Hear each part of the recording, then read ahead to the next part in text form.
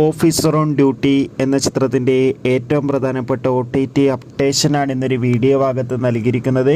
വീഡിയോയിലേക്ക് മുൻപേ video like ചെയ്യുക, ചാനൽ സബ്സ്ക്രൈബ് ചെയ്യാൻ വേണ്ടി ശ്രമിക്കുക.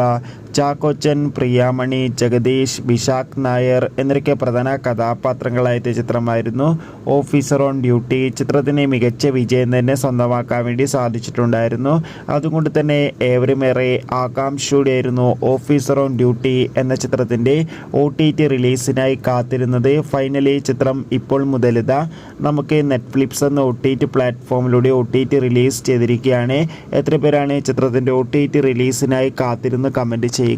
ചിത്രം കണ്ടവരുടെ അഭിപ്രായം കൂടി കമൻറ്റ് ബോക്സിൽ രേഖപ്പെടുത്തൂ.